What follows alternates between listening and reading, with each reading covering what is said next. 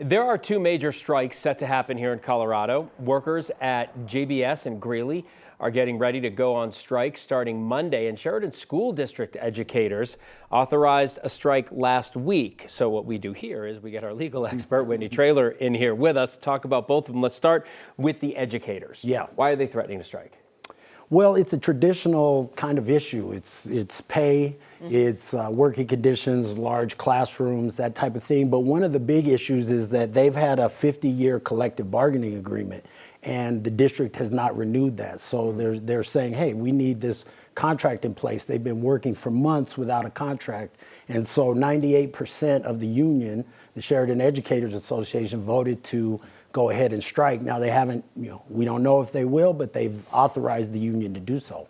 Yeah, that's what I was going to say. You don't know that you will, right?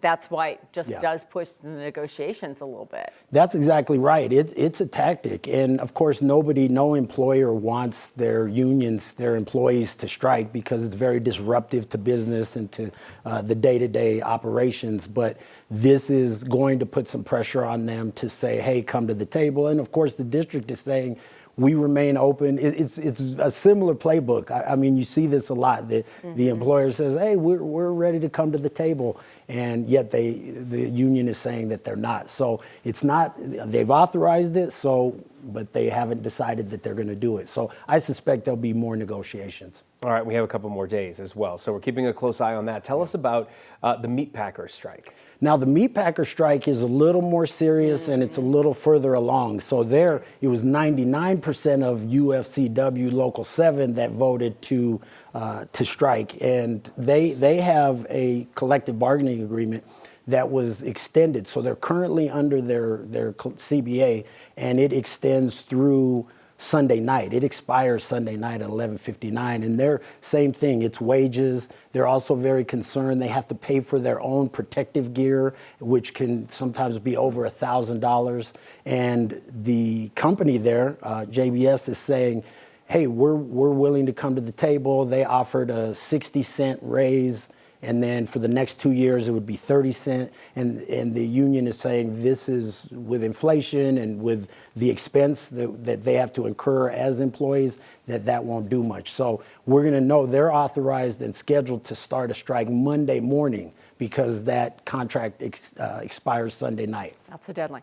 That's a big place. They do, I mean, what will they do then? What will the company do if this happens? Great question. Well, the company is saying, and JBS is I believe the biggest meat packing plant in the country. They have 132 facilities, over 100,000 employees.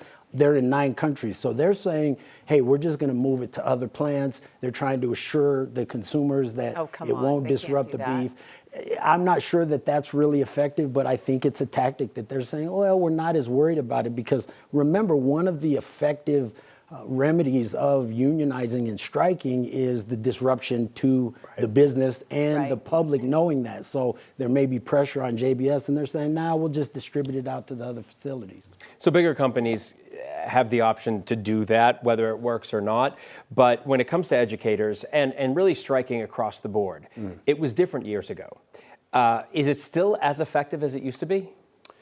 Well, it's interesting. I would say yes and no. I mean, we saw over the last probably 5 years how many of the grocery store strikes did we see? Right. And they resolved, and we're seeing, I just read some reports that strikes are getting shorter and shorter. But there's some people who argue that the unions, and excuse me to the union members, because I know they're a proud group, but some folks are saying, well, the unions are not as necessary as they were because union activity came about in the 1940s. And at that time, employees had no protections. And when they were working in industries such as the meat packing, they were losing limbs, they were getting fired, they had no kind of compensation. I mean, it was really bad. But now, a lot of people argue the unions are not as necessary because we have so many employment laws that protect employees.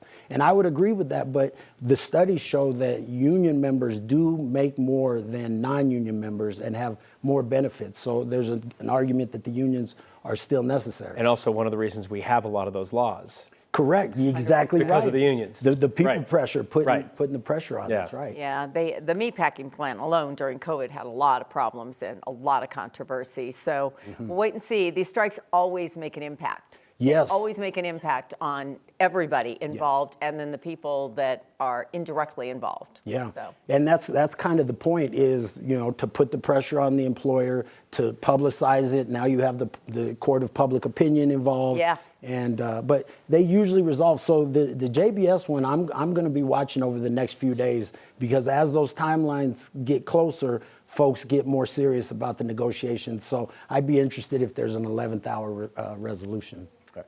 Yeah, well, thank you, Whitney. Yeah, Thanks for sorting it out for us. Right.